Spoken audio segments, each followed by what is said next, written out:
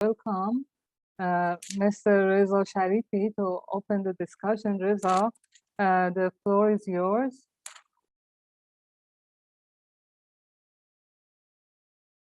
Please unmute yourself. Yeah. Hello and good afternoon, ladies and gentlemen, and thank you very much, Solmaz, for your nice introduction.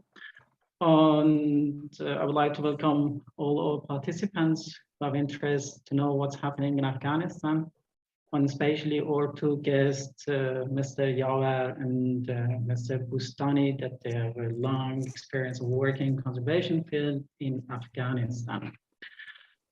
Well, today the discussion is about a city in the south of Afghanistan, but I would like to tackle the issue from the place from the urban management and urban conservation field. Then I will go a little bit to the monumental conservation and tackling the challenges that this city has in terms of a historic urban conservation. But I have to admit that all the information that we have, it's before August 2021, the time that the Taliban took over the government. And so all the thing that we are speaking is about the area between 2001 till 2021. And we are reporting what's happened there on some with a very detailed way, are giving a picture what's now, and or experts will discuss this discourse. The time that we were at the Ministry of Urban Development, the whole of the country in somehow were flowing toward making plans. We had a strategic development plan with OSDF, which was implemented by Sasaki, and that was focusing on the main transit cities on the borders, which provided a sort of a transition hub. Then the master plans and detailed plans and a spatial plan. This spatial plan was ordered by that time Mr. President Ghani to work in Herat. As you see here, the four main cities on Herat in the west part of Afghanistan, connecting to the other cities, making a hub transition. And in Herat, we have a very small area, around 241 acres, that would make the complexity of all this transition way that's happening through Pakistan to Iran, and from the north, from Mazar Sharif to Herat. And the complexity of this area make all of these problems for the west part of Afghanistan, just these 241 hectares. But from another perspective, this urban heritage, which is in the tentative list of UNESCO since 2004, we have another problem from inside of that our experts will talk about that. This decree, which I mentioned, came with this plan at the end in 2020 to make a spatial plan for preservation of historic urban area in these small sites. But the actual work was based on AKTC work in 2006 that our experts that I'm now introducing them will talk more about them. Yeah, our first speaker is Mr. Yawer. He's an architect and has been working in the field of conservation to Afghanistan. He has cooperated with the UNESCO Kabul office and the Ministry of Urban Development and Land, completing several heritage projects in Herat and throughout the country.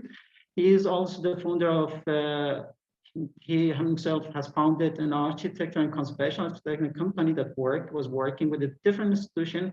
And that time that I was in Afghanistan, they had a project with us in Ministry of Urban Development. And last time we met each other, it was 2020 in Herat, and looking at those photos as I showed you.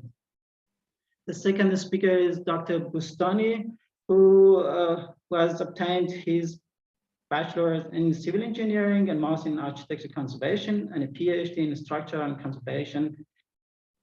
Since 2010, he's a part of the e-commerce expert and has been working for me, I should say, something about 2 decades in Afghanistan.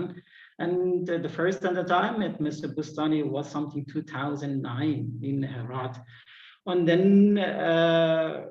he has been working with Aga Khan Trust for Culture in Afghanistan. At the moment, they have some projects now, even with the Taliban there. And one of his work as a conservation work awarded as a heritage and took a UNESCO Asia Special Heritage Award.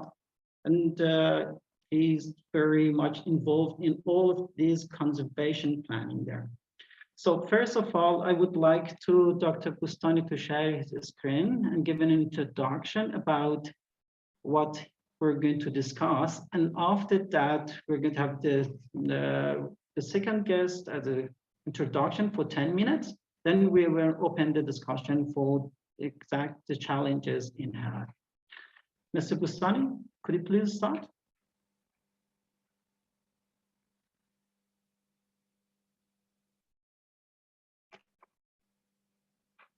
Mr. Boustany, you are mute.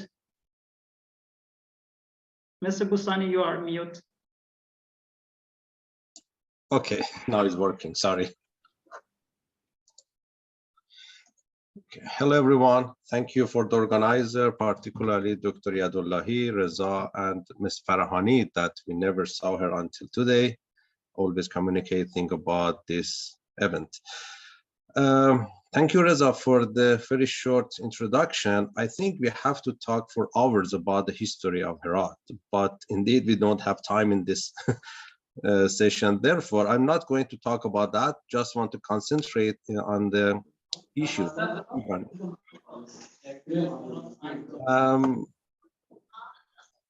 با توجه به اینی که میدونید فرصت زیادی نداریم که راجع به تاریخ هرات صحبت کنیم، فقط به صورت خیلی فشرده در رابطه با شرایط و چالش هایی که وجود داشت در شهر هرات بعد از سال 2001 می‌خوایم صحبت کنیم. همونطور که در این تصویر می‌بینید نمایی از مصلی هرات رو می‌بینیم و انکشاف شهری که در اطراف اون شده و ساختمان‌های جدیدی که در طی چند سال بعد از 2001 ساخته شده. این عکس رو من سال 2005 گرفتم. As you see in the photo, you could see the Musalla complex in the background and the newly developed city around. This photo taken in 2005. Of course, monitoring of the situation inside and out of the city was really important for us. Monitoring و پویش و پایش در حقیقت و بناهای تاریخی در داخل و اطراف شهر تاریخی خیلی مهم بود برای اینکه که بدونیم در چه وضعیتی قرار گرفتیم. I want to just mention this. After 2001, a lot of money injected to the country. Therefore, a lot of new development started. As you know, for the last 25 years, the Afghanistan was not really developing. Particularly, you can't see any new building or construction or investors going to invest money in the cities. But after 2001, since the new rules came and then the foreigners, particularly the European and Westerners, start injecting money to the country, you could see these new buildings like a mushroom are just popping up in a short time. همونطور که میدونید بعد از سال 2001 بعد از اینی که رژیم جدید جایگزین شد و نیروهای بین‌المللی حاضر شدن در اونجا امنیت برقرار شد و پول زیادی تزریق شد به کشور، ساخت و ساز سرعت گرفت به حد غیر قابل کنترلی و مثل سماروق از هر جای شما می‌بینید که ساختمان رشد کرده. سماروق همون قارچ خود ماست. Okay.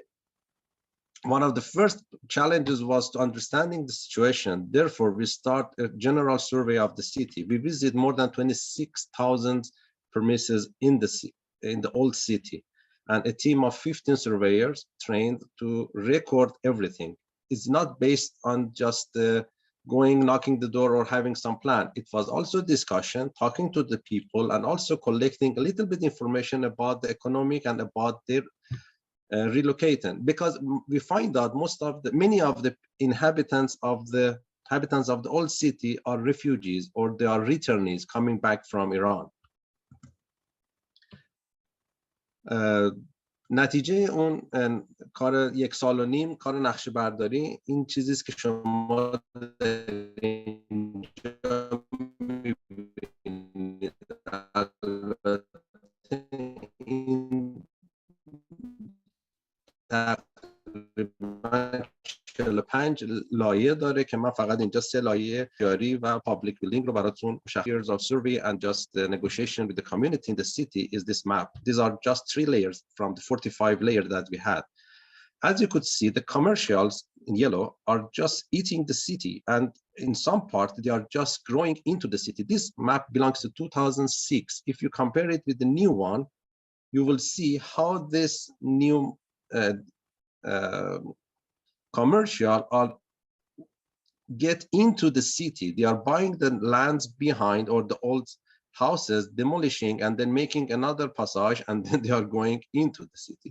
همونطور که در نقشه می‌بینید ساختمان‌های زرد رنگ بخش تجاری هستند و متاسفانه اینها میان و ساختمان‌های پشت سر خودشون رو در داخل بافت خریداری میکنن و سعی میکنن که بخش تجاری خودشون رو گسترش بدن. Since I love organogram, I just want to show you how was the situation when I started working in Herat in 2005. We had Ministry of Urban Development, Housing, and then we had also local authorities, and we established the Herat Old City Commission because in 2005, based on the request of government of Afghanistan, UNESCO started the procedure of nomination, preparing the nomination dossier for Herat.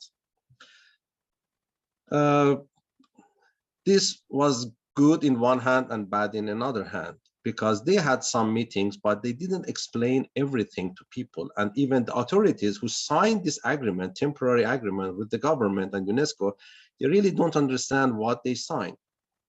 همونطور که میبینین یکی از مسائلی که ما در اون زمان داشتیم بحث این بود که چندین ارگان مسئولیت کار در هرات رو داشتن و در سال 2005 بعد از یه ورکشاپی که یونسکو برگزار کرد در هرات و مسئولین محلی اون رو امضا کردن، مشکل اصلی این بود که واقعا کسایی که امضا کردن این رو نمیدونستن که چه مسئولیتی رو بر عهده گرفتن و این یه مقداری کار برای ما هم مشکل کرد که در زمینه بناهای تاریخی کار میکردیم.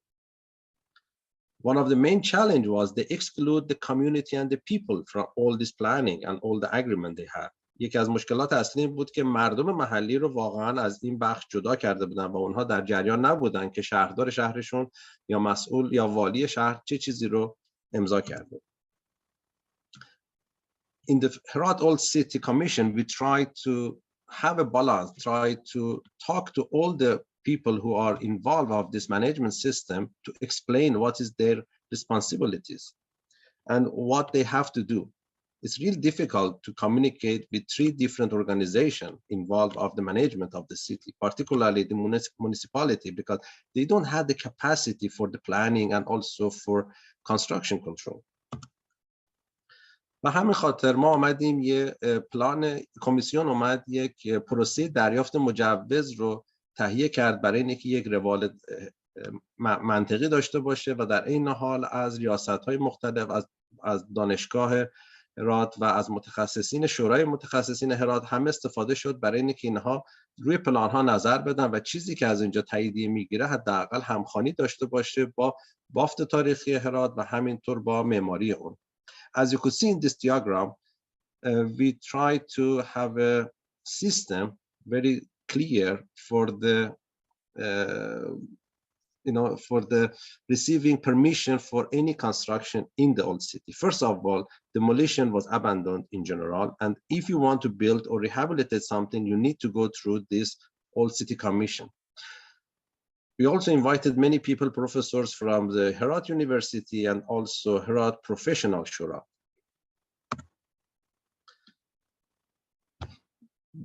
در اثر همین محاوراتی که ما با مردم داشتیم، مسئله اصلی مردم فقط ساختمان‌هاشون نبود، فضای عمومی مورد استفادهشون بود، دسترسی‌هاشون بود. و خب همیشه درخواست مردم این بوده که بیاین و کوچه های ما رو عریض بکنیم برای اینکه با ماشین ما دسترسی راحت داشته باشیم. ولی بعد از اینی که جلسات متعددی با همین مردم داشتیم و صحبت کردیم متوجه شدیم که مسئله اصلی اونها واقعا دفع آبهای سطحی است و سطح قابل راه رفتنی که در زمستان حداقل اینا اذیت نشن. بعد از صحبت‌های زیادی که شد، بعد از مشاوراتی که با خود این مردم ما داشتیم، راه حل از دل همین صحبت‌ها بیرون اومد. ما متوجه شدیم که یک سیستم فاضلاب زیر شهری در تمام شهر وجود داره، زیر زمینی، و به جای اینی که ما بیایم سیستم‌های جدید رو معرفی بکنیم، ما فقط اومدیم با توجه به داشته‌های اونها این نقاط رو پیدا کردیم و سعی کردیم فقط همون کانال‌های زیرزمینی رو احیا بکنیم و در طول پروژه بیش از 6 کیلومتر از این رو ما سعی کردیم اصلاح بکنیم و بخش زیادی از مشکلات مردم شهر قدیم از طریق همین احیای کانال‌های فاضلاب قدیمی که وجود داشت برطرف شد. One of the main challenges of the people who are living in the old city were the access, and then normally they are coming and asking, we need a wider alleyway because we want to have car access into the old city. But after having many meetings with the people, particularly the elder of the community, we find out that the main problem is not access. The main problem is the rainwater management and also the sewage system that they have, because all the paving was just mud and you don't have a lot of rain in Herat, you think, but in winter time the amount of the rain could really make a lot of problem. Another system is the sewage system was not working, therefore all the water was going into the alleyways and then is making a lot of problem for building and for people. Therefore, after a lot of discussion and negotiation with the community, we find out there is a system available. That system we think is built around 600 years ago, but it was not functioning. The best thing was just to cleaning that system and then using it. As you could see, we did it, we cleaned and also we restored around 6 kilometers of this drain system in the city. And then paving using local material, easily accessible, and also in case of damage, you can easily repair it. It's just a lime mortar and stone paving with some brick edging. This was really important to have a right communication with the people. And this was really a challenge for us. But we find out the people, they don't know how to explain their problem. یکی از مسائلی که وجود داشت این بود که ما چطور با مردم ارتباط برقرار بکنیم و اینی که با اطمینان مردم رو جلب بکنیم. یکی از مسائلی که مهم بود این بود که اونها به ما اطمینان پیدا کنن و ما بهشون یاد بدیم که چطور باید مسائل رو به اشتراک بذارن و چیزی رو که مطرح میکنن به نفع عموم محله باشه و در نهایت به یک نتیجه مثبت برسیم. Here you could see one of the supports for some commercial area, they call it Bazar Abrisham, that the conservation project is not just started, okay, we are going to restore this building. We had a lot of meeting negotiation with the people who were living here, and then we find out around 60% of this beautiful building is not usable. And also there are many dangerous parts because the water was penetrating from the roof, and then the people lost many things there because of the high humidity, because if you have the silk in a high humid area, it's going to make a lot of problem. Therefore, this sort of communication with people helped us even to restoring commercial areas with their help and their support. We had another problem for donors and implementing agencies, how to move, how to process these things. Therefore, we had many meetings with the local people, collecting information, and then we tried to work like a bridge between people and the donors. یکی از مسائل و مشکلاتی که در هرات وجود داشت بحث این بود که چطور این خواسته های مردم رو ما به دونرها و به کسایی که تمویل کننده مالی پروژه ها بودن منتقل بکنیم. به همین خاطر ما سعی کردیم با جلساتی که داشتیم، اطلاعاتی که از خود مردم و مخصوصا از وکلای گذر و یا ریش سفیدای شهر جمع می‌کردیم، این رو به صورت یه پروژه تعریف بکنیم و به دونرها یا کسایی که تامین کننده مالی بودن منتقل کنیم. حتی بعضی از این مشکلات به یک طریقی باید به وزارت شهرسازی انتقال پیدا می‌کرد برای اینکه راه حلی رو در قوانین آینده براش پیدا بکنیم.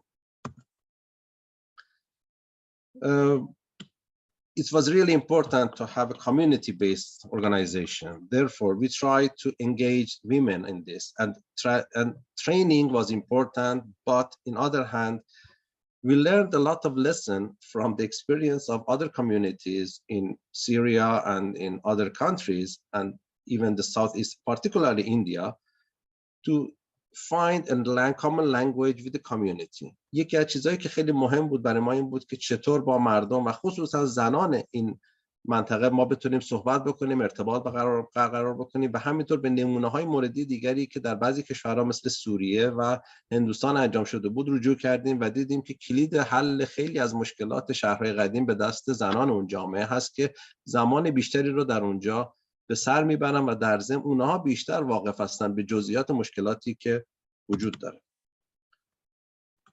I don't want to talk about details, but I have to say there are many different plans available for Herat, like the master plan goes back to 1962, and then the master plan is adopted later on during the 2005, I think.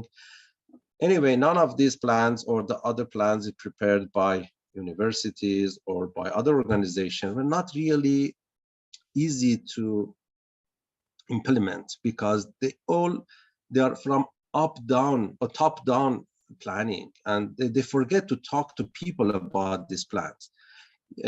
در اینجا فقط می‌خواستم یک اشاره به این بکنم که خیلی از مستر پلن ها یا پلن هایی که برای شهر هرات تهیه شد بیشتر بحث از بالا به پایین نگاه کردن بود و نقش مردم و خواسته های اونها در این پلان ها فراموش شده بود. You know, we think some organization like UN Habitat is going to have a good study before implementation, but as you could see in the case of Herat, we witnessed before 2000s, they covered many of these swamps that locally called khandaq by concrete barriers, and by hiding the problem, you think you solve the problem, but this caused raising damp in the walls and also a lot که ما باش مواجه شدیم بحث پروژه های انجام شده بود و بدون مطالعات کافی خندق هایی که در شهر قدیم وجود داشت که بیش از تقریبا 30 تا خندق وجود داره، اونا رو اومده بودن با سفل‌های کانکریتی پوشونده بودند و با پوشاندن مشکل فکر می‌کردن که مشکل حل شده، در حالی که این باعث افزایش و بالا رفتن رطوبت در دیوارها شده بود و در ضمن آلودگی که وارد خاک می‌کرد باعث شده بود که بیماری در حقیقت گسترش پیدا بکنه به جای اینکه کمتر بشه. This is another example. We think we have lesson learned from the past, but as we see in 2017 up to 2019, UN Habitat has another project with Herat municipality for paving and improving the access or upgrading access inside the old city. As you could see, they paved and put a lot of concrete on the everywhere. And as you could see here, it's more than 1.6 meter of backfilling. And the result is this beautiful synagogue is already facing a lot of problem. This is the problem. You have the main surface, you backfill it, and then you make a canal with the low quality material, then the water is going to leak, and then you have raising dam everywhere. As you could see, this is the level of the new alleyway, and then you see the raising dam everywhere in this problem. Reza already mentioned about the creed of the president about establishing a new commission for Herat old city and how they want to solve the problem. You know, I love organograms, therefore I try to draw one to understand who's responsible for what in Herat old city, and I'm completely confused. As you could see, the many organizations are having overlapped this responsibility.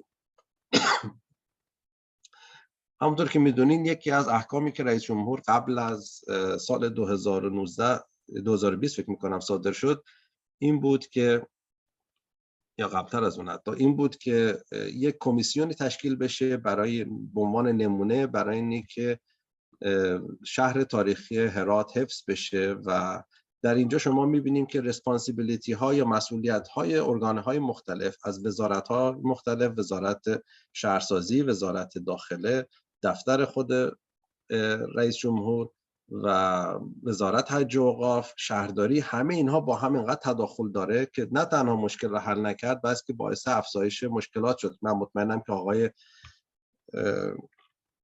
یاور میتونه بهتر در مورد مسجد جامع و مشکلاتی که بود و دستای مختلفی که همه میخواستن کار خیر بکنن، ولی این تعداد زیاد، تعدد و این اوورلپی که اینا داشتن باعث مشکل شده بود. من نمیخوام بیشتر از این صحبت بکنم، فقط ترجیح خواستم یک جنرال ویوی رو از تمام شرایط به شما بدم و بعد ترجیح میدم که به سوالای عزیزان جواب بدم.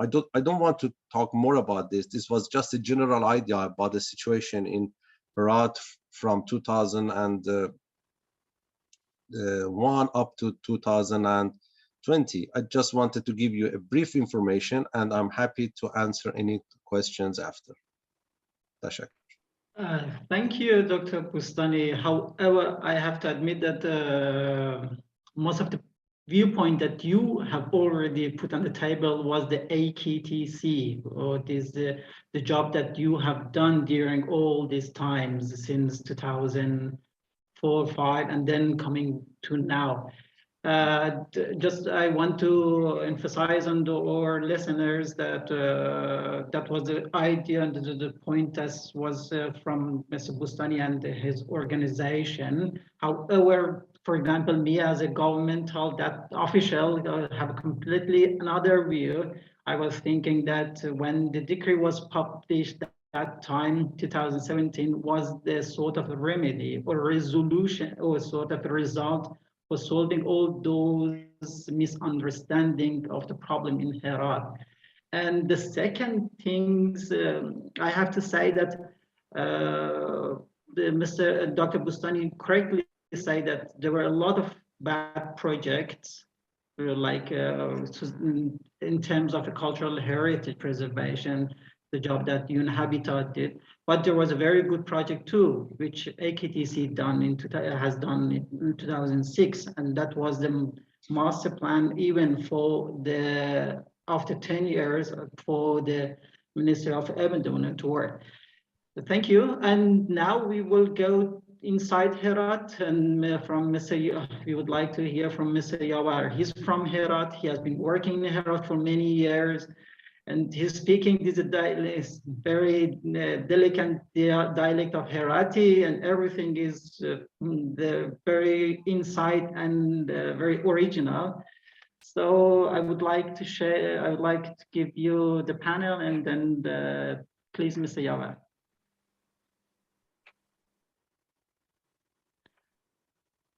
You are still mute, Mr. Yawar.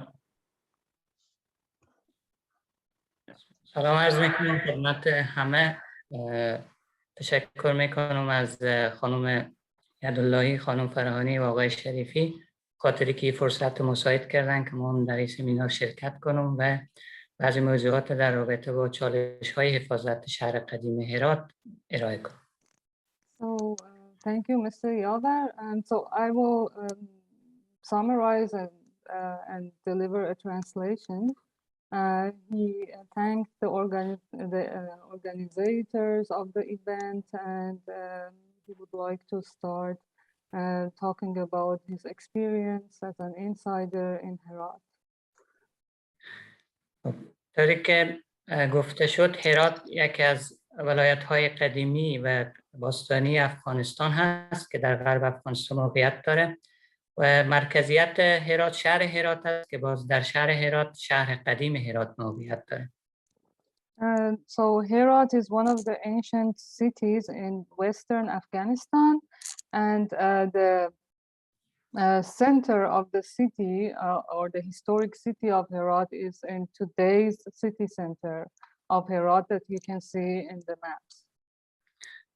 طوری که در این تصاویر می‌بینین، شهر هرات، شهر قدیم هرات شهری بوده که مربع شهر به دارای 4 محله یا 4 زون بوده. Sorry, Mr. Yawar, can I interrupt you?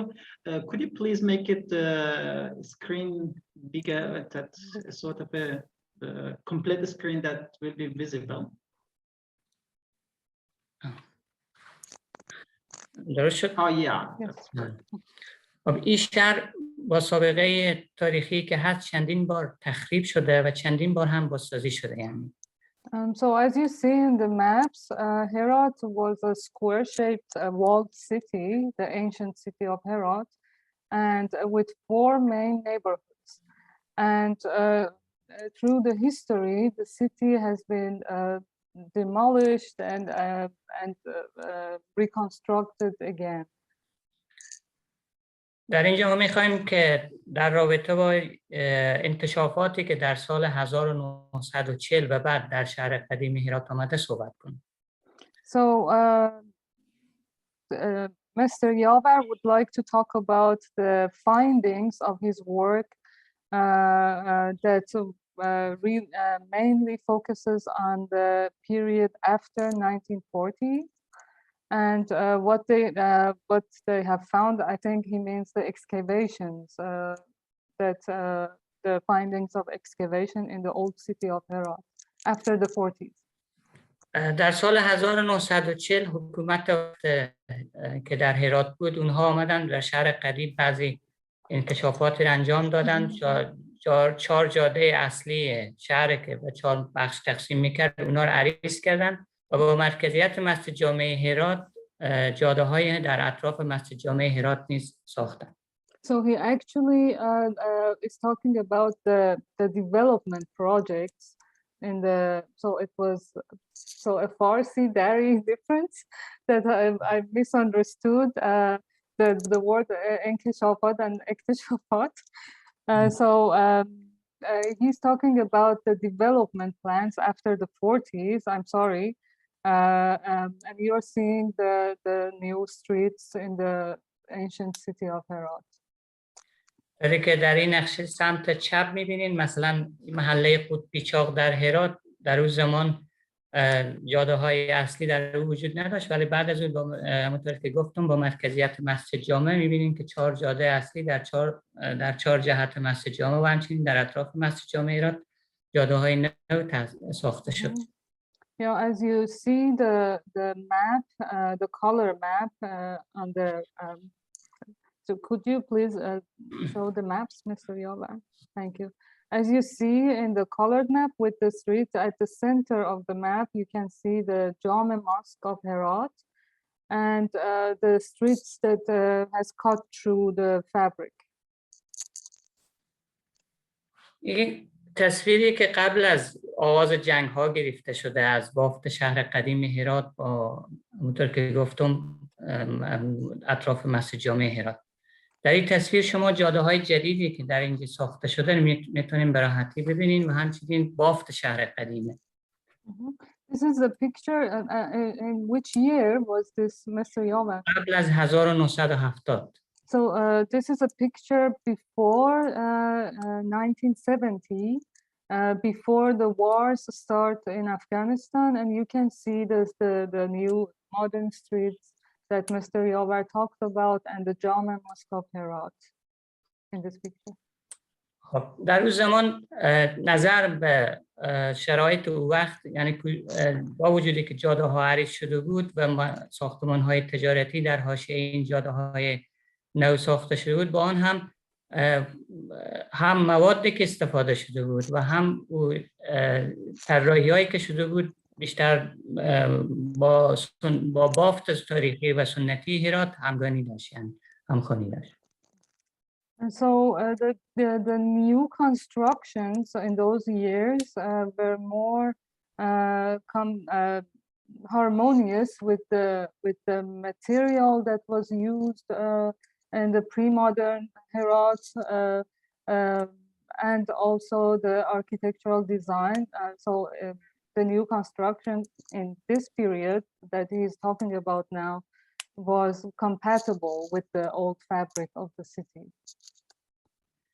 ولی بعد از سال 2000 و بعد از اتفاقاتی که افتاد و پول زیادی که قبلا دکتر سیدبستانیان گفتن وارد افغانستان شد ساخت و سازهای زیادی انجام شد ولی متاسفانه این ساخت و سازها از اون ابتدا غیر معیاری بود و روند توسعه شهری هم غیر معیاری و غیر پلانی بود به علاوه خود شهر قدیم حتی مناطق تاریخی دیگری ما در اطراف شهر قدیم داشتیم، مانند قریه گازرگاه، قریه باغ دشت یا بیت الامان میگفتن. اونا هم دارای بافت تاریخی بودن، اونا هم آسیب پذیر شدن.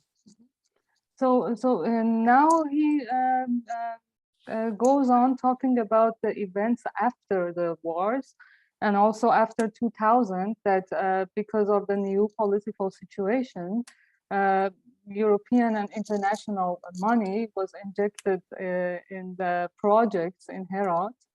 And because of the speed of these projects, and also as Dr. Boustani mentioned, because of the more rapid development after this period and with the new money or resources available, the projects after 2000 were not so compatible with the old architectural styles, and also the material changed, and different neighborhoods in also different other cities other than Herat, and in other parts of the city of Herat really experienced a rapid change. حتی خارج از محدوده شهر قدیم هرات نیز در سایر نقاط شهر هرات این توسعه بی‌رویه باعث شد که حتی زمین‌های زراعتی از بین بره، مثلا جاده‌های خیلی کم عرض ساخته بشه، خانه‌های غیر معیاری، غیر استاندارد ساخته بشه. I mean, this rapid development and the projects caused the destruction of some agricultural lands and the construction of some some streets that did not follow the standard or the basic standards of urban planning. And چیز مهمی که yes, please.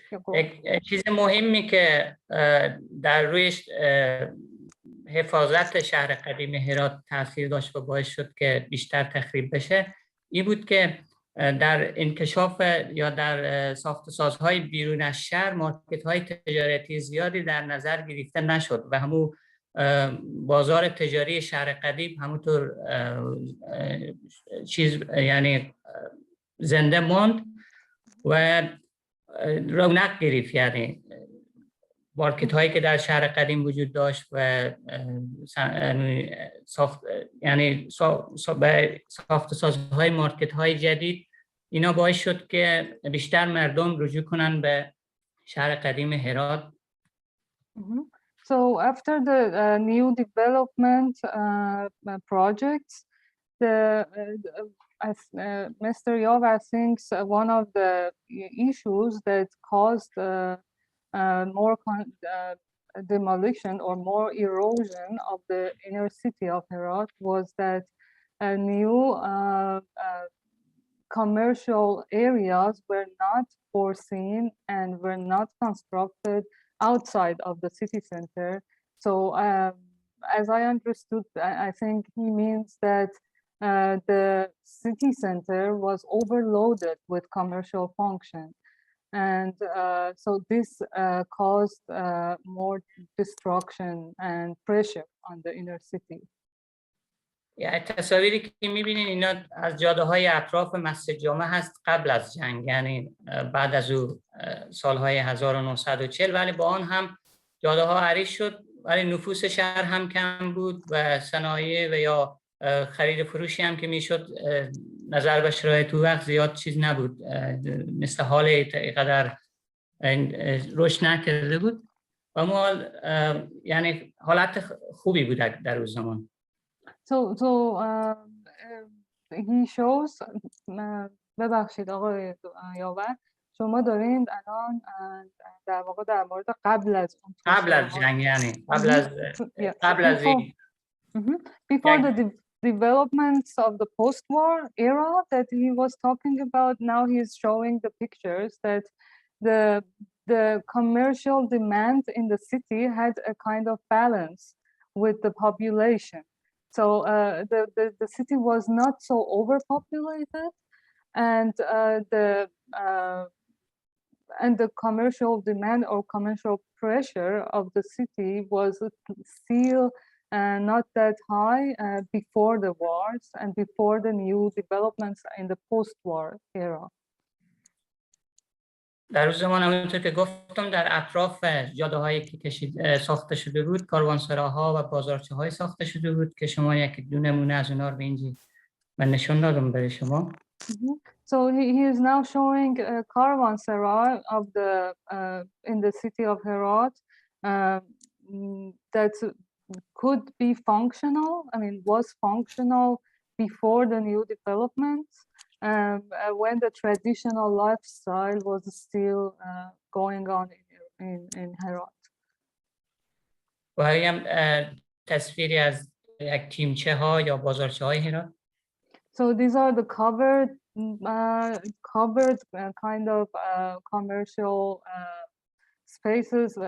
They are called timches. So timche is like a caravanserai. It's like a sarai.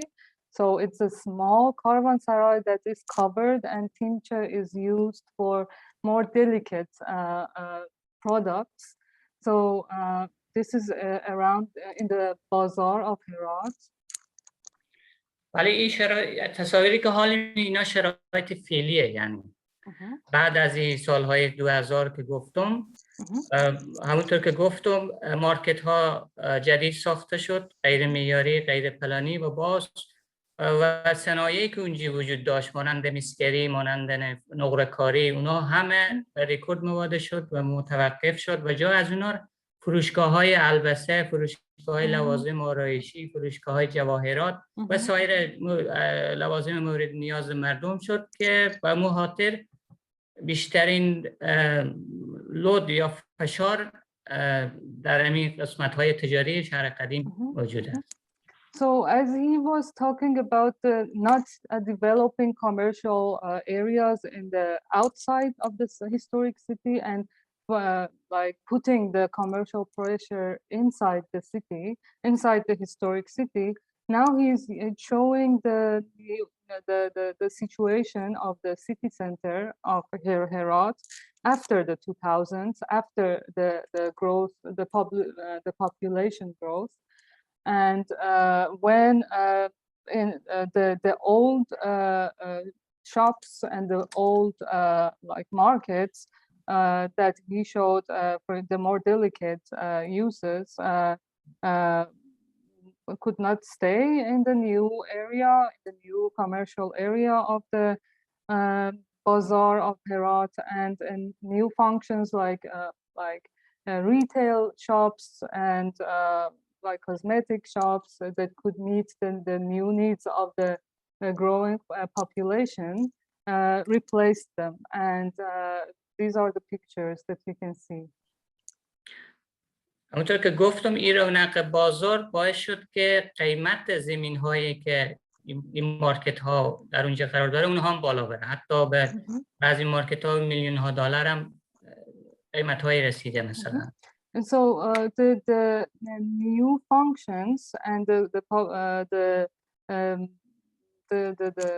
change in the commercial function of the city center caused also the land price in this area. So the price of real estate,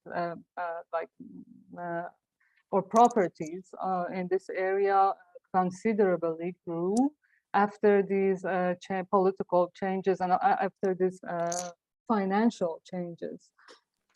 میبخشین انجینیر صاحب چون تایم خیلی یک کمکی است میتونم بپرسم چقدر دیگه وقت نیاز دارین؟ یک سلاید دیگه عالی. خب همونطور که گفتم میبینین در این تصویر چقدر جمعیت زیاد به محدوده شهر هرات اطراف مسجد جامع برای خرید و فروش آمدن. You see here the crowd around the Jama Mosque and around the bazaar in Herat, and you see that I mean this is the normal situation of this area to be so crowded.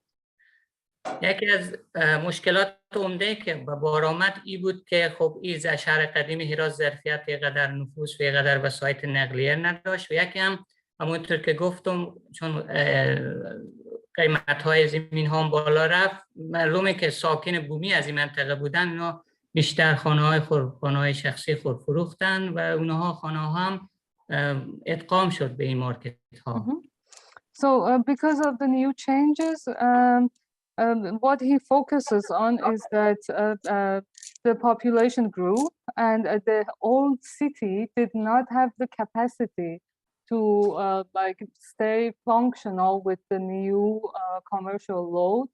And also because the price, the real estate market really changed and the land prices went higher in this area, the owners of houses, residential areas in the historic Herat decided to sell their houses to the market, to be merged into this commercial function and leave the historic city. So the historic city was even more overloaded with the commercial function. این تصاویری که می‌بینین دو عکس هوایی است، یکی از 2004 و یکی از 2018. Which one is 2004? Right one, that's the راست. The right picture, you see an aerial picture of Herat in 2004, and on the left side you see 2018. خب در اینجا به وضوح دیده میشه که هم در حاشیه جاده های اصلی که گفتم چقدر این مارکت ها مثلا نفوذ کرده داخل بافت شهر قدیم و هم ساختمان های مدرنی که ساخته شده در این محل که اکثرا با بتونارمه ساخته شده. So if you look at the fabric of like if you compare these two pictures, you can see the new developments and the new structures and buildings that are built the concrete buildings. تشکر میکنم از توجه شما. انشالله در آینده به سوالاتی. Thank you very much for your attention. Thank you, Mr. Yavar. Thank you so much, Mr. Yavar, for your very insightful, from completely inside of Bazaar with all details. The sites give us the information. Now, for the part of the discussion, I would like to put the first question on the last slide of Mr. Bustani that showed the different actors. And there's a complexity of different actors that working together that in the view of Dr. Bustani, it didn't work that. I would like to raise these questions first from Mr. Bustani, then from Mr. Yavar. Don't you think that the idea of having a different structure were based on the project that were implemented in the city rather than a process that was the need for the city and the people of Herat? I mean, when you talked about this commission, the commission was organized and prepared and then established somehow by AKTC. Then there was another commission that was mainly UNESCO was in the favor of that. And the government sometimes were leaning that word and sometimes leaning this word. Don't you think that it was rather than a process, was a project based in terms of a time beginning and finishing? No, Mr. Sharifi, when you are looking, everything is fine on paper. But you have to know we have a lot of limitation. First of all, the capacity of these actors are not the same. For example, you don't expect the Herat municipality personnel could understand the value of historic monument, and they don't have the capacity to judge or to make a decision. In other hand, there are many, not just capacity is the problem, even we have a lot of law against each other. Municipality is organization to earn money, to manage the city based on the other plans. When you give management to them without any order, without any instruction, they don't know what to do. And some of the laws they have for collecting tax, for example, construction tax and things, are against the rules that you are going to invent newly. I remember in one meeting of this new established commission in Herat, I think it was 2020, this was a fight between this organization. It was a representative of Herat municipality, information and culture and urban planning, and they are just fighting. I was shocked, I was a witness to say, come on guys, you really don't have a common understanding of the aim of establishment of this commission.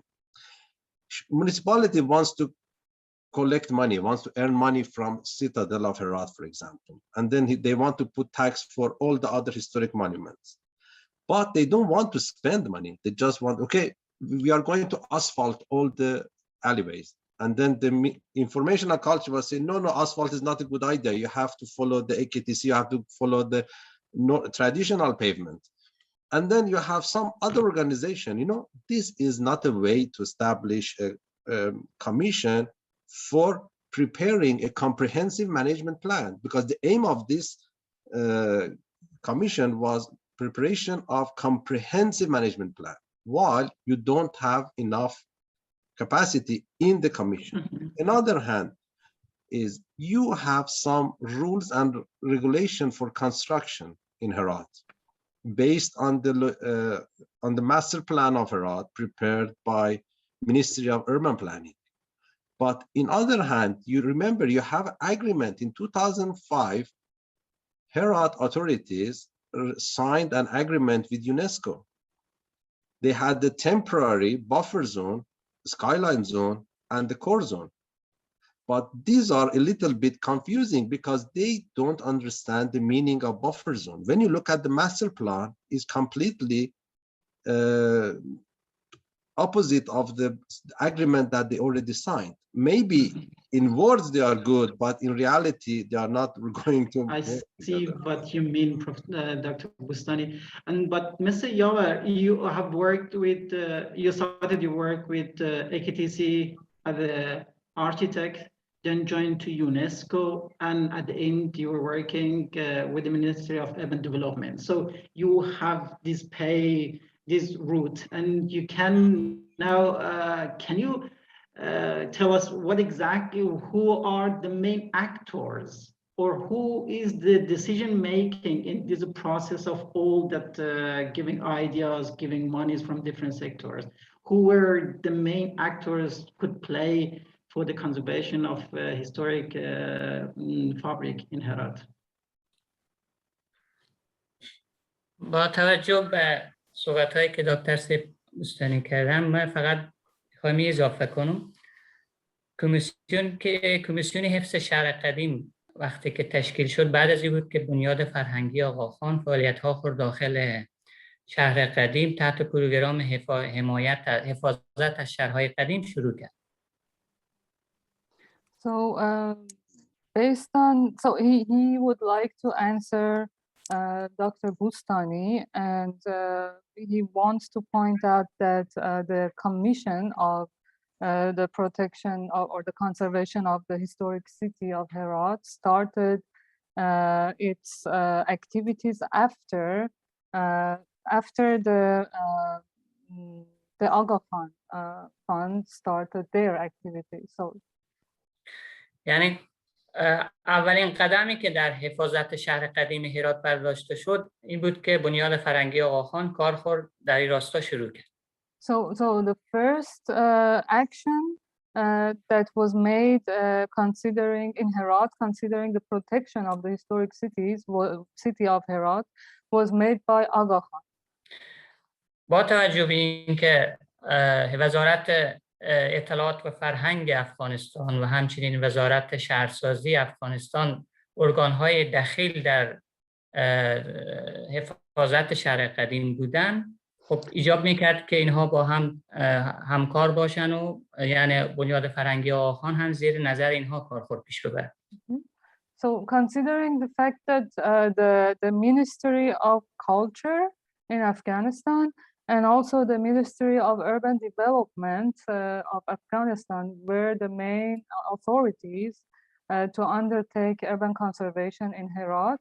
So the Aga Khan Trust had to cooperate with them. و شهرداری هرات هم به عنوان نهاد که مستقیم در توسعه شهری هرات و همچنین حفاظت شهر قدیم رو هم تاثیر بسزایی داشته.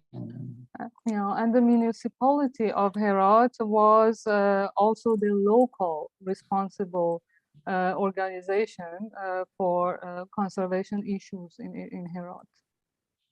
وقتی که کمیسیون تأسیس شد یک مجموعی از همه نهادهای دخیل بود در راستای حفاظت شهر قدیم. So at the time that the commission was formed and established, I mean, these actors that he mentioned, so the two ministries, the municipality and Aga Khan, were the main actors in conservation of Herat. So, Mr. Yavar, sorry, but my understanding is that the commission that you are talking was a combination of different actors: the Minister of Information and Culture, Minister of Urban Development, and AKTC was actually the funder at the beginning, or the main supporter. بله، یعنی منظور اینه که شما سوال کردین که کدام یک از این نهادها نقش بیشتری داشتن. من می‌خواستم یک مقدمه بگم. بعد بنیاد فرهنگی آقا خان با وجودی که عضو کمیسیون بود، خب همزمان پروژه‌های حفاظتی داخل شهر قدیم رو هم یعنی اجرا می‌کرد. ببخشید جمله آخرتون رو بود. یعنی بنیاد فرهنگی آقا خان یعنی مستقیم داخل بافت شهر قدیم هرات فعالیت حفاظتی داشت. So he answered, I mean, he just wanted to point out the key actors who were involved in the conservation of the city of Herat, but the Aga Khan Trust was directly engaged in projects in Herat before everyone. اما بحث دیگه بحث مردم محل بود. اونها هم نیاز داشتن خانه‌های جدید بسازن. انکشافاتی که قرار بود مثلا مارکت هایی که ساخته شد، اینها باید از زیر چتر چی بگم چتر خود کمیسیون بعد رد میشد که یعنی آقا خان دخالت به او نداشت. But one of our main problems was I mean the issue with the local residents of the historic city who wanted to build new houses and to redevelop their properties, but they had to I mean start the process of their I mean they were mostly involved with the commission. I mean, the commission that he talked about, the Commission of Conservation of Herat, and so they were not directly connected to Aga Khan Trust. ولی چیزی که مهمه اینه که با وجود ایجاد این کمیسیون ولی نتیجه که ما می‌بینیم نتیجه قابل انتظار نبود برای حفاظت شهر قدیم. So as a result of this, the involvement of, I mean, the lack of connection of different actors involved in the historic city of Herat, we didn't achieve the desired outcome. May I just say something? You know, we are at this moment, just for the people who are not familiar with Herat, we are talking about two different commissions. The first commission is called Old City Commission of Herat, is established in 2005 and worked until 2011. That's another story that Mr. Yavar is talking about. The second commission, and the first commission was not responsible for making any law. Based on the agreement of Afghanistan government and UNESCO, the commission was trying to safeguard the Herat Old City. The second commission was completely different. The second commission was going to make a plan, management plan, and also changing the rules and regulation. Even if you look at the option 9 of that, article 9 of that is even talking about the wider than Herat. You're talking about all Afghanistan, you know, that's the point. As Mr. Yavar mentioned, they forget the role of the people in both agreements. The first one, when the UNESCO signed the agreement, the mayor signed it, the director of urban planning, the director of Ministry of Information and Culture, they all signed this without talking to the people. One of the main challenges that we faced during the 5 years working in Herat was to explaining that this is not AKTC rules, this is a government agreement, this is your mayor signed it. And then the mayor became one of the most difficult person in this procedure, not just mayor himself, the municipality, because the system was not ready to accept this, you know. We established a construction control team inside the commission, include one representative of Information and Culture, one representative from the Ministry of Department of Urban Planning, and one from Historic Monument Department. These 3 young people has to walk inside the old city every day and just record, photograph, document, and send a letter to municipality to stop any illegal construction or unplanned construction. In 1 year, we sent 1,121 letters. And I'm not talking about one case or 2 cases. Okay, some cases received more than one because we stopped them and then they started again. They stopped them, started again. But at the end, municipality was not really going to do his job. His job was construction control, clearly, because of they don't believe into these things, because of the corruption, because of the bad planning, whatever was the reason, they didn't do their own job. And then the same thing happened with the Ministry of Urban Planning. The people are going to receive the construction approval. They go there, in one night, they receive the permission. And then the next morning they are coming, oh, but I pay tax, I have this permission. Then you have to face it, you know. But everything was against the buffer zone. Everything was against the rules in the old city. This was also a part of the challenge that Mr. Yavar was explaining. Thank you, Dr. Bustani. Just I want to switch our discussion to another topic because the time is very short, and really I would like to spotlight the other. All the time we are speaking about old city, but we know that we have Gozargah, Haji Abdullah Ansari, and we have this Musalla complex, Gao Harshad Mausoleum, and Hussein Baigara Madrasa, that and they are outside of these criteria that we are talking. What's the plan for them? I know that AKTC did something, but was it sort of a holistic plan, or just it was just a conservation or monumental based idea, conserving one place and then letting them go? And then what's that? Maybe I don't know who from the speakers want to start. Maybe yeah, now Mr. Bustani is still on mute, so you can continue with that. What?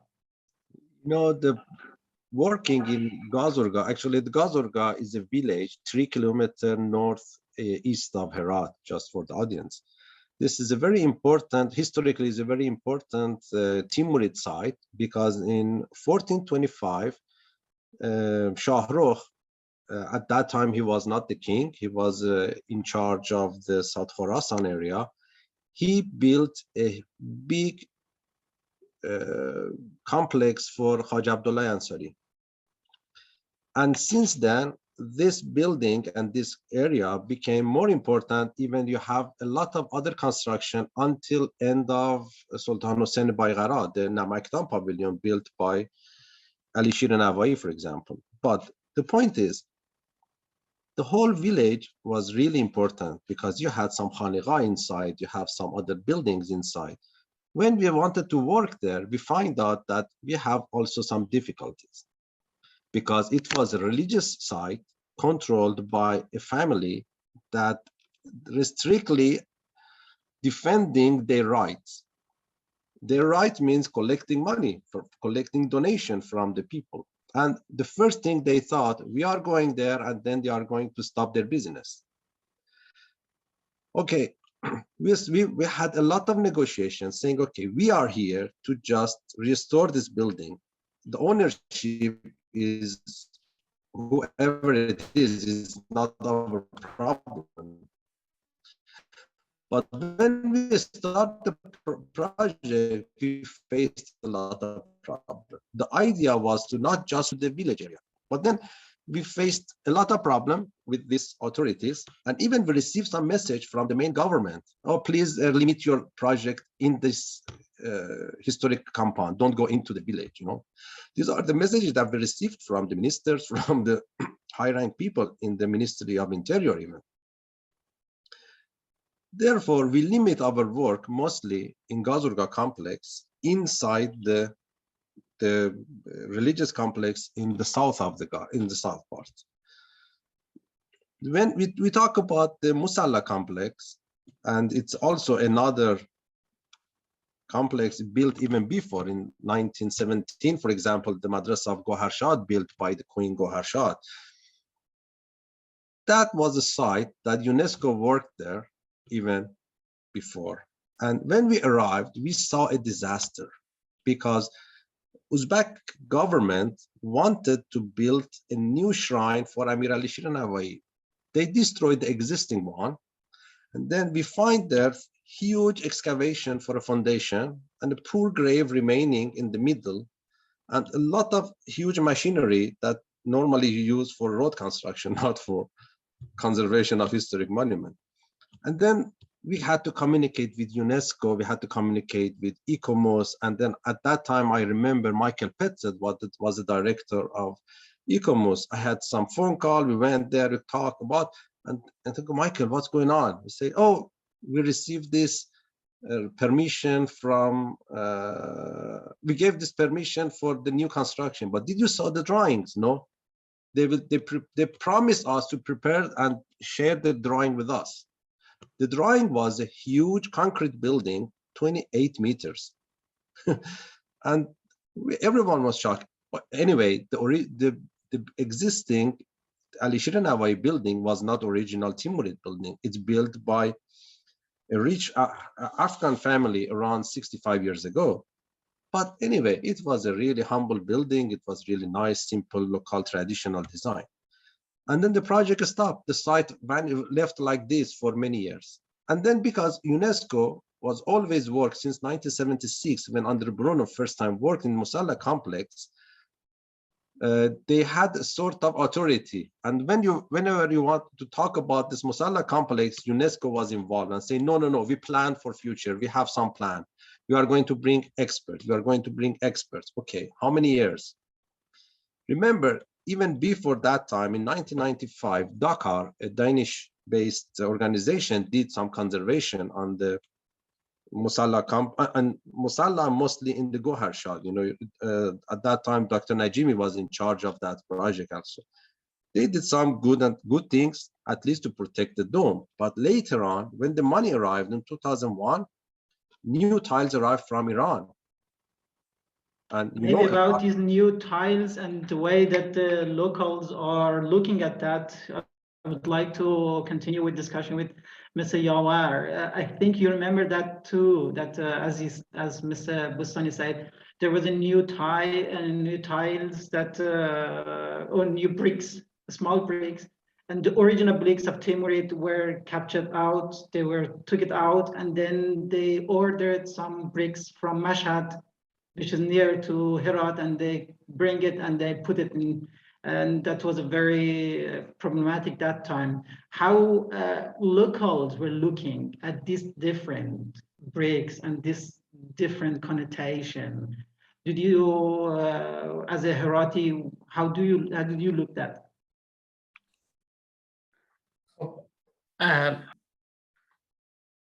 بیرون از شهر هرات ما دو سایه مهم دیگه در هرات داریم، یکی مجموعه خواجه عبدالله انصاری و یکی از مجموعه مصلی گوهر شاد بیگم.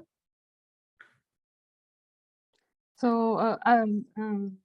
outside the city of Herat, we have two important historic monuments.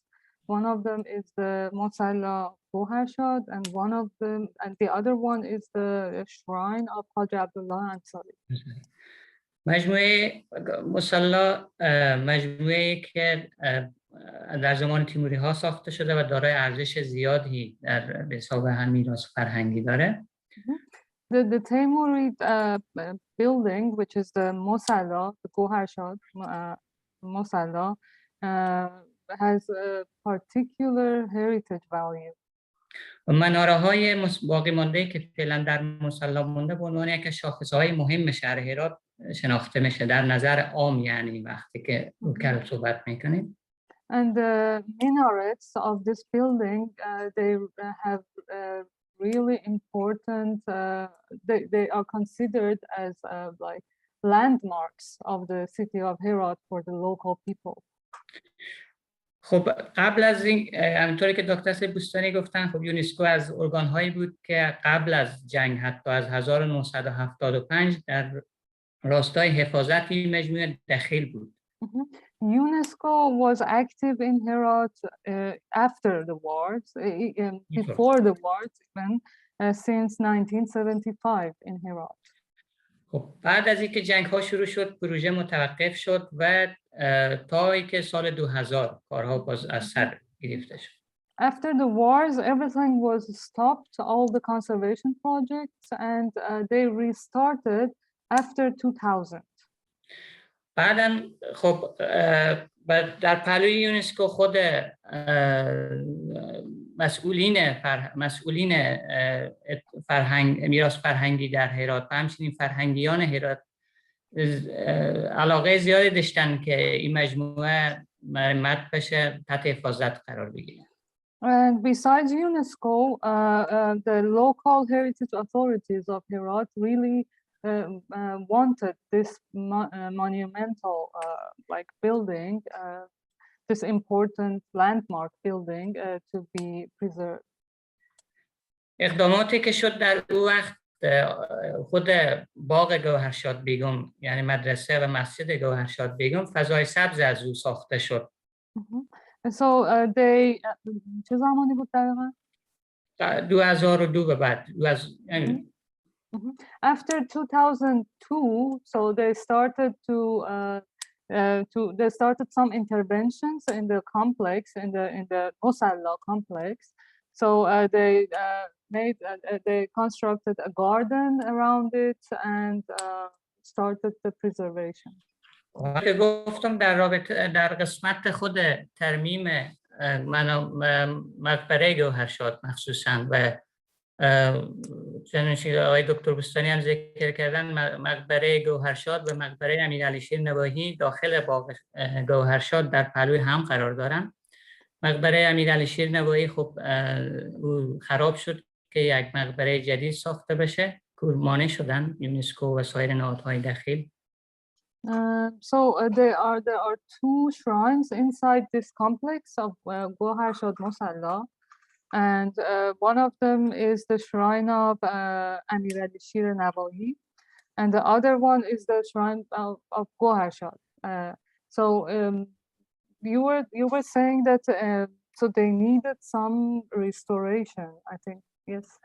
بله، چون که مقبره گوهرشاد بعد از جنگ حالت خیلی وخیمی داشت و اون خاطر نهادهای مثل داکار و یا اشخاص خیر آمدن اونجا کمک کردن که او ترمیم بشه. در اینجا بود که بعضی تغییراتی در اون مقبره گوهرشاد به وجود آمد. آقای شریفی در رابطه با کاشی ها پرسان کردن که کاشی های اوریجینال برداشته شد و کاشی های جدید به جای از او ساخته شد.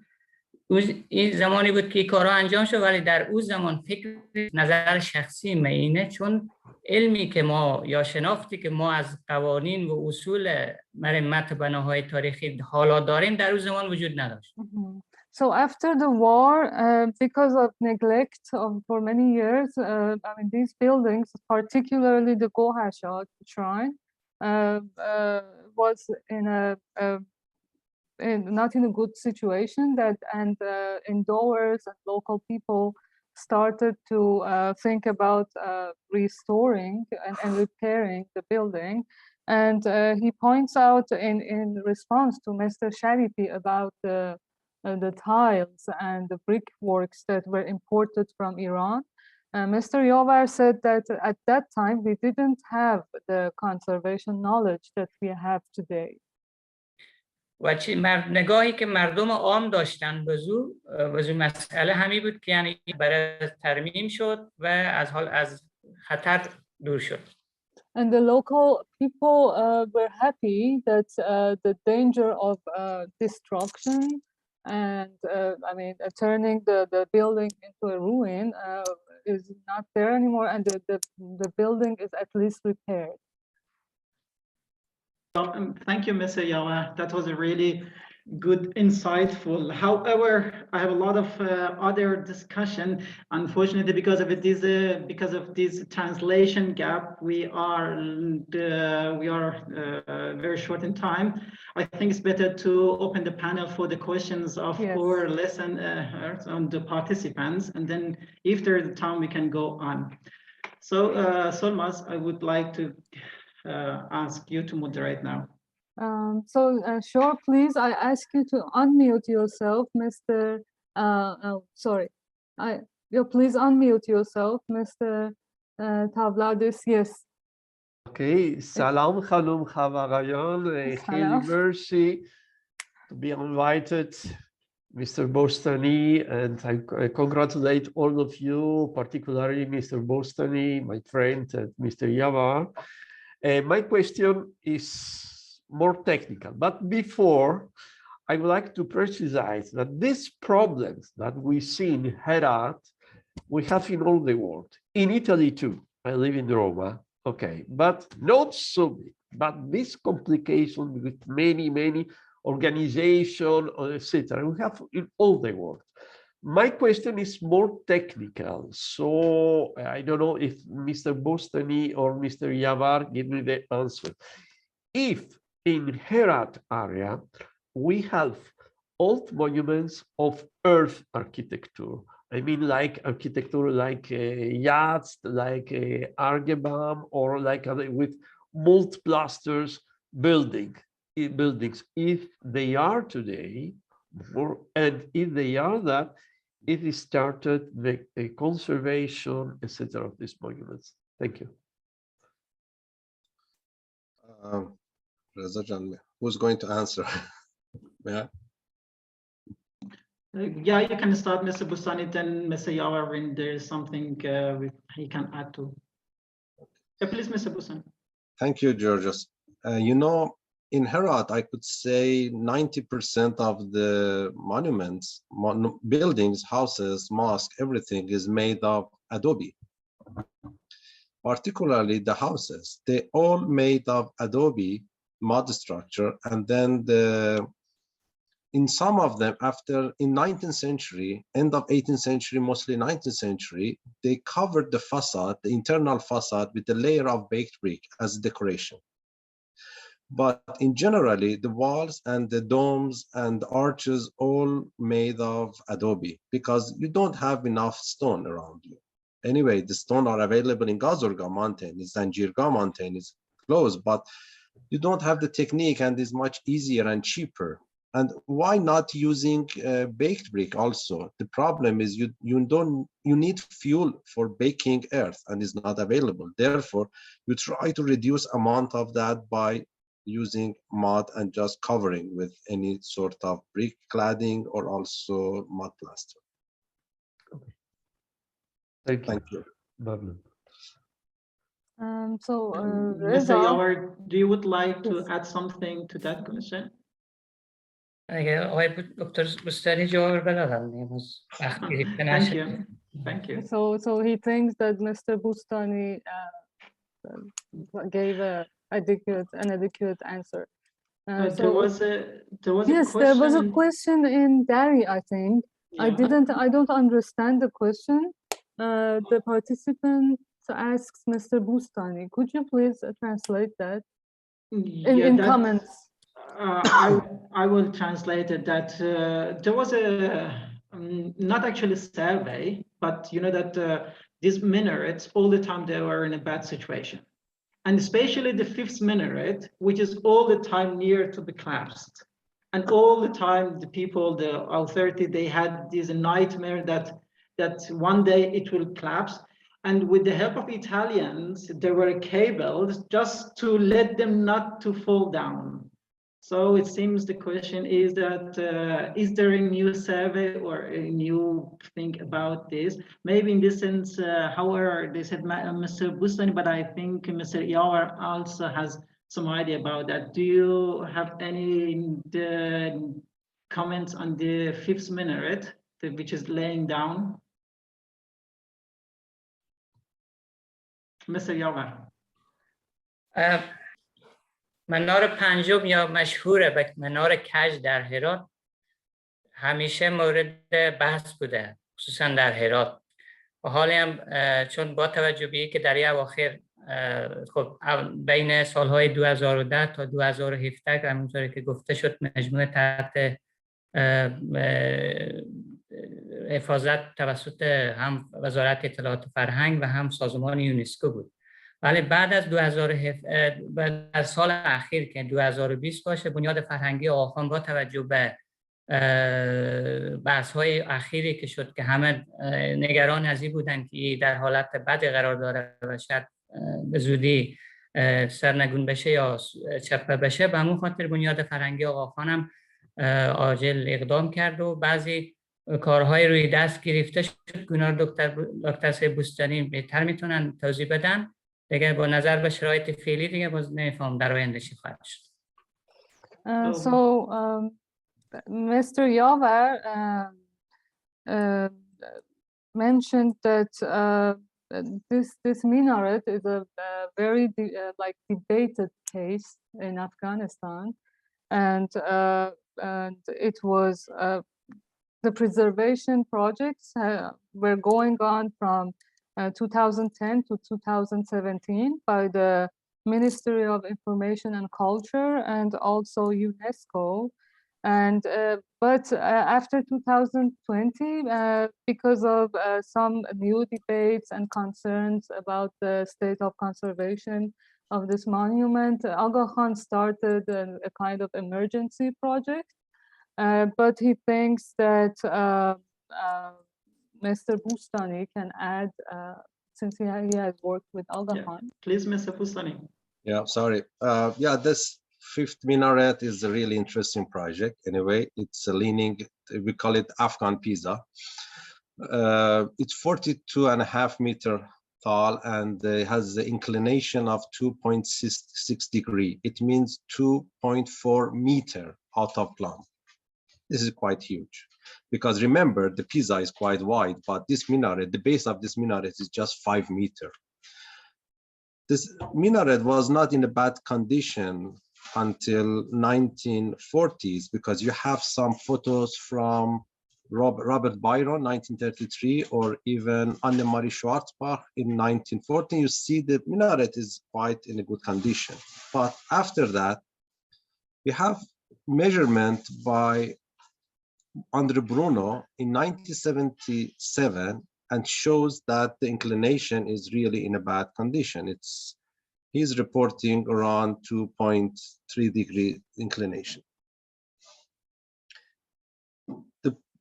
Luckily, in 2001, Professor Maki and engineer Ludegiani, they already, it was a UNESCO project, they already installed 2 cables to reduce the tension in the building and in the minaret. And then they put 2 concrete weight underground and then they connected. This was an amazing project in a short time with the available material. And then, but they are already, Professor Maki writing in his article that this is a temporary measurement for safety of the building. And in the next 1 or 2 years, you have to invent the real project. But honestly, nothing happened. In 2002, someone went just to measure something again and again. No one did anything serious. They had a lot of discussion in Orvieto, in Torino, they call it expert meetings. I was involved with one of them in 2013 in Orvieto. A lot of discussion going and no one is going to do anything. And all the study was based on a very short period, consultant coming for 1 week study and going. Anyway, in 2015, UNESCO started some intervention without informing anyone. anyone means the scientific committee. We didn't receive anything, and Mr. Nasir Yavar at that time was working for UNESCO. I understand from him, he told me, oh, we have a consultant here and we start injecting some material into the base of the minaret. I communicate with UNESCO, what's the project? What's the measures? What did you have? No, we have the project, we will share it later. Until now, 7 years passed, nothing shared on that. Anyway, they installed a series of monitoring equipment like the diffractometer and also inclinometers in the building, and they start measuring the movement of the minaret. After that, in 2019, November 2019, President of Afghanistan asked for a meeting between AKTC, UNESCO, and government. And after receiving the report from UNESCO that they are planning something in the future and they are not really involved of the project, they get angry, and then they say, okay, from now I want AKTC to be involved of this project. And this was a shock for me personally, because I was in the meeting and then I know the challenges of this sort of project. Anyway, thanks to our colleagues and friends in Florence with the help of Florence University, because this sort of project needs a scientific committee behind you to be able to support you. First of all, testing materials and also monitoring the building. Immediately we went to site, we did a 3D scan of the building, of the minaret, and then we find out all the drawings of the UNESCO used until now for designing are wrong. And that was a shock. The thickness of the steps in the UNESCO drawing is 35 centimeters, but we find out the thickness actually is 3.2 meters in the base. Can you imagine how much mass is going to be changed, the mass of 35 centimeters by 3.2. And all the calculations, it was a German company, it was Italians, it was other UNESCO consultants, based on those information, prepared proposals. And then we had to go back. Thanks to Florence University, we had mission on site. It was in a really difficult situation, May 2021. And then we installed a series of monitoring equipment for dynamic characterization of the minaret. After that, we just collect all those information. We find out how the dynamically this minaret is behavior. I think Giulia Misseri and Professor Tonietti are also in this amongst the audience, and they were on site with me for the monitoring of the minaret. After that, we are still working on that. We are planning a temporary support for the minaret, and we hope we are going to finish the design in a few weeks, and then we are going to do the implementation. Thank you, Mr. Bustani. Mr. Yavar, about leaning, I think me and you, we were in some part, we were involved in this project. I remember I was the project manager for geoscientific, for the beneath of the minaret, to find out, is there an archaeological remain, or where is the base? And I think that data was scientific in my view. That was good. That was good. No, honestly, that was the time. Now I really would like to hear from Mr. Yavar, when you were the project manager for this minaret and the complex. What was the thing that the UNESCO was worried about it, and what was the procedure? How did you see that? خب من در بین سالهای 2016 تا 2018 به عنوان سایت منیجر مصلی هرات اونجا کار کردم. چیزی که وقتی که شما کار کرده بودین همراه آقای ترسیز استیون بود فکر میکنم، در اون وقت بیشتر تمرکز روی مقبره گوهرشاد بیگم بود. خب بعضی کارهایی هم روی منار پنجم شده بود، البته نقشه برداری از او و ترمیم سوراخ‌هایی که وجود داشت. ترجمه میشه یا ادامه بدم؟ So between 2016 and 2018, Mr. Yavar was in charge as the project manager of the conservation project in the Musalla of Herat. And as he remembers, before that, I think he means Mr. Bustani. They were, sorry? آقای ترسیز استیون که با آقای شریفی با هم اونجا هم Mr. Sharifi and Mr. Steven were involved in a project in conservation interventions and they were more focused on the Musalla, on the shrine, and they were doing also some interventions in the on the minaret. خب در سال 2014 پروژه بعدی یونسکو شروع شد که شامل هم مجموعه سلطان حسین بایقرا میشد، هم منار پنجم و هم مقبره گوهرشاد. So in 2014, the next project of UNESCO started, which included Sultan Hussein Baghara Shrine, the minaret and the musalla. در اون زمان خب یونسکو بیشتر کوشش میکرد که این کارهایی که انجام میشه بیشتر مثلا متخصصین از کشورهای خارجی مثل کشورهای آلمان یا کشورهای ایتالیا و بعضی حتی میاد بینه که آقای یوکا یوکیلیتو یکی از اشخاص مهم در عرصه حفاظت، اونها هم آمدن هرات و اونها هم یک راپور آماده کردن. بیشتر وقت صرف این کارها شد. یعنی منظور اینه که سفرهای شد، آمدن متخصصی دیدن، بالاخره او پلان‌ها چیز کردن، ارائه کردن، ولی در بحث اجرا او 100% او چیزایی که باید تطبیق میشد نشد. نمونه مثلا این منار پنجم من ترجمه کنم ببخشید. So in 2014, as he said, UNESCO started the other project, but UNESCO was really interested in involving and engaging experts from Europe, for example, German experts and also Italian experts.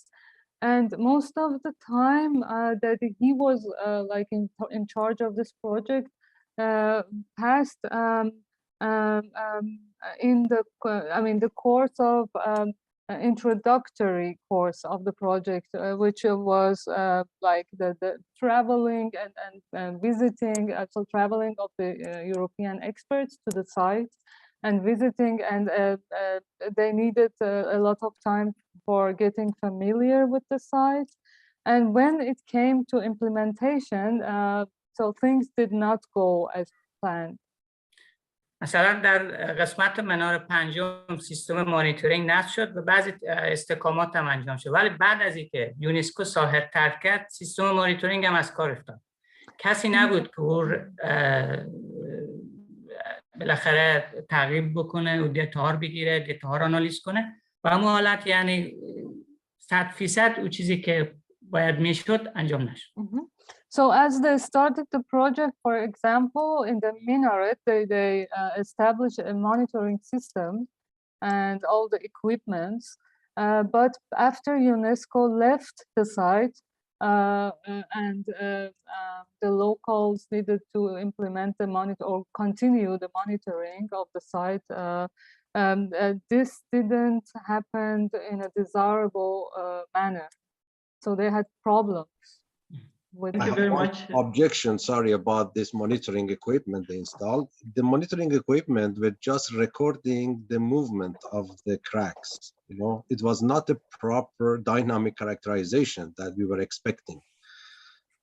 And they did it for a few years, and honestly, that even the system were not installed in really proper way. I don't want to argue and criticize UNESCO for this one, but anyway, they did a very good job. For example, Tarsis Stevens did a good study of the tiles of the Goharshad, and they had one of the best tile experts, one from Germany and one from Faenza, Italy, who went there They studied and they prepared the plan and the project for restoring the tiles. They even tested in 1 square meter. It was successful, but I don't know why they never finished that part of the project. I'm sure Mr. Yavar remember that test that they did on the dome. Yeah, thank you, Mr. Bustani, for your last comments, and thank you, Mr. Yavar, for your insightful view about the problems. I know that all of the discussion can be, it needs more time, sometimes, yeah, sometimes days, and some we have participated in a lot of the meetings that every year they are repeating the same problems, and sometimes they put a solution, sometimes not. But I hope this discussion was useful for our audiences and to about how a combination of international view and the local value are confronting to each other, and sometimes it comes to a very good result and sometimes not. But seems the case of Herat becomes more challenging, even especially now the time of the Taliban, that we don't know what's happening there. But anyway, thank you very much for your participation and your patience. Now it's about 8 minutes after 1:30. Yes, Reza, sorry, but we have a question from Nasim Zand. I think before closing, because That's she has, good. yes, if you agree, I will read her questions. Or Nasim, if you prefer, you can ask your question before we say goodbye. Do you want Salam, to? Salam. Salam. Hello, everyone. Sorry, I won't turn on my camera. I just unmute myself. So my question is particularly pointing to Mr. Yavar and Reza Jan's earlier question about Mr. Yavar different experiences in different organizations. Because my short stay in Afghanistan, it was very, very short. But actually, it was confirming that many problems have been rooted in lack of communication among the organizations. And Agha Khan was doing something, UNESCO was doing something else. No one was knowing like what the other one is doing. And it was apparently, now that Arash Jan is speaking, it's apparently a very historical thing that happened. It was not just during my stay. So I'm really interested to hear Mr. Yavar in like experience, because maybe he can compare and tell us what was happening. And maybe, yeah, that was mainly the question. Thank you very much, all of you. Thank you, Nasim. تشکر از شما. فکر کنم سوال درست فهمیده باشم، مقایسه بشه بین نهادهایی که در ما کار کردم. خب این سوال سختیه. ناله. خب ببینیم، همونطور که گفتم اینجا بعد یک چیز ما در نظر بگیریم. یونسکو یک ارگانی است که ارگان بین المللی، خب از خیلی وقتها پیش، همونطور که گفتم از سال 1975 دخیل بوده در حفاظت میراث‌های فرهنگی افغانستان. مردم یونسکو به عنوان چی میشناسن در افغانستان؟ به عنوان از اینکه اگر هرات ثبت میراث جهانی بشه یونسکو این کارو میکنه. یا مثلا بالاخره چیزای از یونسکو توقع داشتن که یعنی با عنوان دفتر یونسکو در کابل وظیفه از این نبود. ولی دفتر یونسکو در کابل می آمد بعضی جاها هم بامیانه، چون که یک سایه میراث جهانی بود، و هم هرات که چون یک سایه بسیار مهم تاریخی در افغانستان بود، اونا به حساب تحت پوشش قرار داده. ولی سیستم و کار از زمانی که قبلا گفتم بسیار وسیله بالا بود. یعنی من همیشه با همکارایی که با یونسکو زمانی کار میکردم برای از اونها میگفتم، مثلا یک تیم از ایتالیا آمدن برای یک ماه کار کردن به عنوان یک تست نمونه، ولی بعد دیگه کار ادامه پیدا نکرد چون شرایط خراب بود. حتی اون یک ماهی که اونا کار کردن بسیار به شرایط بحرانی، حتی چند روز به ساحل نمی آمدن. خب بالاخره اونا قوانین خودخور داشتن. نمی‌فهمم امروز یک خطر شما نباید از گست بیرون بشین. او خاطر انجینر صاحب یک اجازه به ترجمه هم بدین که مطالب No problem. I noted, so I can. So as he understood, Nassim wanted to know, wanted Mr. Yaba to compare his experience in working in different organizations. So he reflects on this issue. And he started his answer by pointing out that we should consider that UNESCO has been involved in the conservation issues in Afghanistan since 1975. And what local people, Afghan people, expect from UNESCO maybe is not very realistic. For example, they expect that UNESCO is the only like protector of the issues of conservation and preservation in Herat, and also they think that it is the task of UNESCO to list the city of Herat, for example, in the on the World Heritage List. But I mean, the issue is a little bit more complex because the main office of UNESCO is located in Kabul, and it has to communicate with its branches in cities like Herat. And I mean, that communication sometimes can get problematic because of the risky and because of the lack of security in the country. And he gave an example of an Italian team who wanted to start a project, so they traveled to Herat or Kabul, you said? Herat. So, to Herat. So they traveled to Herat to start and launch a new project, but because of the armed conflict issues in the region, they had to leave, and the project was left unfinished, and even didn't start. منظور اینه که سازمان یونسکو قوانین سرسخت‌تری داشت نسبت به سایر نهادها، خصوصا در رابطه با سیفتی و امنیت کارمندا یا بخش نسبتایی که می آمدن. همین باعث می شد که کمی کارها آهسته پیش بره یا خلاف انتظار مردم باشه. اما خب بر خلاف از او باز آقا خان میتونیم ترجمه کنیم، باز من از آقا خان. So regarding UNESCO, he is comparing UNESCO with Aga Khan.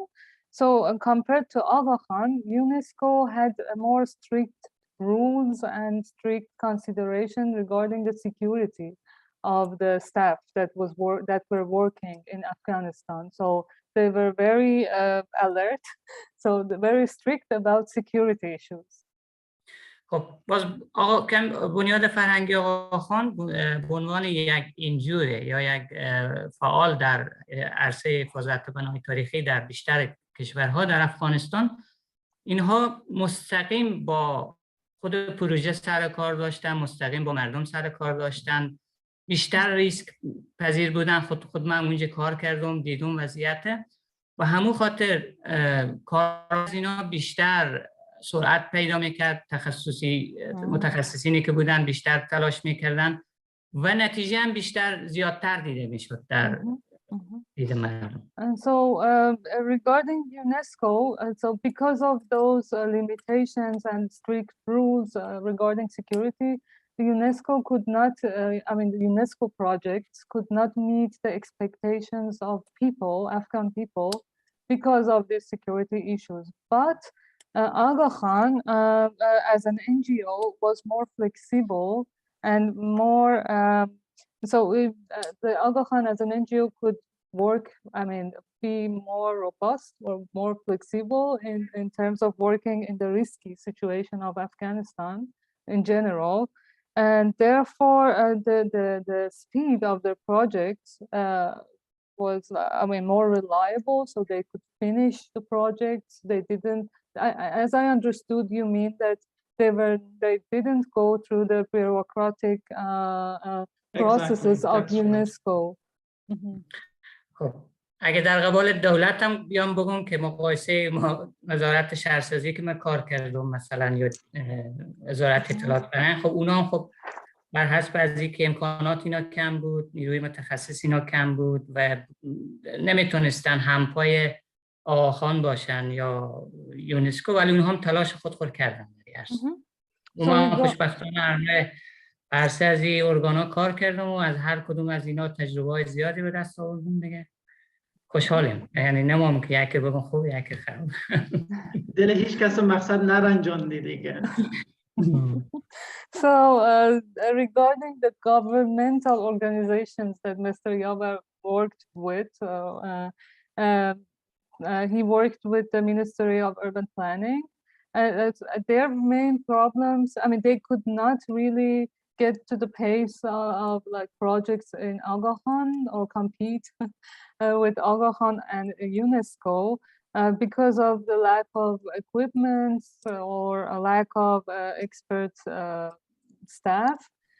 But he is happy that he had the chance to work with, I mean, these three different types of organizations in Afghanistan. And he enjoyed his cooperation. Thank you, Mr. Yavar. So, Good. So almost, yeah, please. So thank you. I mean, all the panelists. I would like to like deeply thank you for your contribution and for giving us an insight about what was going on in the conservation projects in Herat and Afghanistan. So I learned a lot from you. Thank you very much. And so if you want to mention anything as like the closing comments, you're welcome. If not, or if anyone has a question.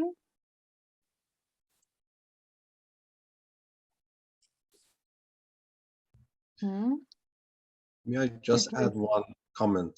Sure. You know, my experience working in Herat was really interesting. I find out many young people coming from university, they are really talented and they just need to feed by the right material and information. Many of the colleagues who work with us, amongst the engineers, architects, and even masons and the skilled workers, those are the people that highly talented, and then they show us that they could be creative and working in many other projects. Many of our team, after we finished our project in 2011 in Herat, they left and they start working for Ministry of Information and Culture, working in Ghazni, working in many other cities. And that was a good sign to show if you train a team, they could work in many other places and this experience will remain in the country. One of the challenges that we had always with experts was the subject of conservation was not clearly inside the syllabus of their training. You don't have this a department for conservation. You don't have even conservation subject clearly in a syllabus of the architects. Therefore, when you come to the market as an architect or as a civil engineer, you are completely blank about traditional construction technique, about traditional materials, and that was a big problem. Therefore, we try to support these young peoples working with us. And even as a student, we had many lectures for the student. And even Mr. Nasir, I remember he had also a lot of lectures and practical workshops for the student in Herat, just to teach them how you can build a dome arch, how to repair it, what is the basic of these things. And later on, in many other meetings that we had with the government people, I saw the feedback. Some of them were participate in this workshop. Some of them they had a chance to visit some of these historic monuments, and then they learned something from that. Therefore, I want to say training is really important, and also the capacity building and working with the community. Many lessons went through the community to the authorities. That's my experience working with a little child in Herat, in a little school. It helped us to disseminate the right information about history and the value of culture to the people who are living in those neighborhoods. Thank you. Thank you. And do you think, do you have an optimistic viewpoint about how these, I mean, your investments in terms of training the local people will go on after the current situation? It's a little bit difficult about the future, but I could say in the last 4 months after the Taliban arrived, I left Kabul on 20th of August, 5 days after Taliban, but we still continue our project. Just yesterday, we finished one of the project. And who did this job? The locals who already trained without any supervision, and this is really good. And even another thing is, 1 month before Taliban arriving in Balkh, we had a huge explosion next to a historic monument called Khoja Parsa. Windows, doors broken, and the building was in a really bad condition. And who repaired this? The carpenter that we trained, he was a young, 15 years old when he came to, after school, he was coming to our workshop to learn how to work with wood. And then after this explosion, he was the person who repaired all the door and windows of that mosque. And the money was not from internationals, the money was collected from the community. These are things that giving me a hope for future. The people who we trained, they are still there, and then they know the value of their own historic monument, and they will take care of that. Thank you, Mr. Boustany. Mr. Yavar or Reza, would you like to add something about your perspective or your ideas about the future? That's a very difficult to say now, because the situation is changing sometimes not year by year or month by day. Yes. But the only thing that I can say that our expertise as an Afghan who is trained in this field, it's still helpful whatever who is ruling the country. But Afghanistan is our country, this is our land, and what happens there cannot be detached from us. They are part of us. So me or Mr. Yavar, and in some cases even Mr. Boustany, as he was there for many years, we are connected such deeply to every part of the cultural heritage, the buildings, the bricks, that cannot be detached by ruling the Taliban or another groups or something. So I'm really, in that sense, our connection is there. That will be every time stronger. So, but just we can hope for the best. Thank you, Reza. And Mr. Yavar, do you have a final comment? خب همونطوری که آقای شریفی و آقای بوستانی گفتن، آینده نامعلومه، ولی چیزی که من خودم نظر شخصی می اینه که فعلا در 4 ماهی که گذشته جنگ ختمه. یعنی قبلا ما نمیتونستیم به عنوان یک یا مرمتگر یا به عنوان یک فرهنگی بیرون از شهر هرات برای بازدید از یک بنای تاریخی بریم، ولی حالا اون فرصت مساعده. من رفتن دوستام مثلا به هرات در ماه‌های اخیر جاهایی رفتن که اصلا حال کسی نرفته بود، رفتن اونجا بررسی کردن، عکاسی کردن، شرایط مشخص کردن. و اگر این روند ادامه پیدا کنه و یک صلح واقعی به وجود بیاید، مطمئنم که خصوصا این قشر جوانی که فعلا هست در این چند 20 سال اخیر اونا بالاخره تحصیل کردن و با ارزش‌های میراث فرهنگی آشنا شدن، اونا یکی از دغدغه‌های بزرگ از اونا حفاظت میراث فرهنگی افغانستانه و کارهای بزرگ انشالله انجام خواهد شد. Thank you, Mr. Yavar. So, Mr. Yavar believes that future is unclear, but what he can see in the current situation is that the war is over, apparently. And what he sees in the current situation of around what he hears from his colleagues, other conservationists, is that before, before the current situation, there were some areas in Afghanistan that no one could go and visit. I mean, no like architect or conservation could go and visit and take photographs from. but apparently his colleagues can now have access to those sites that were formerly not so accessible or not always accessible. And he thinks that the young generation who has been trained in the last 20 years can gradually take responsibility and are willing to take responsibility of like protecting the historic cities and heritage in Afghan cities. Thank you, Mr. Yavar. And thank you, everyone. So I think, yes, we had a very interesting and insightful discussion. So if you don't have other comments, I would like to thank you and close the session. Thank you so much, Solmaz. And thank you, Mr. Boustany, Mr. Yavar, and all participants. Thank you. I will stay. So goodbye, everyone. Thank you for taking part in our discussion. Bye-bye.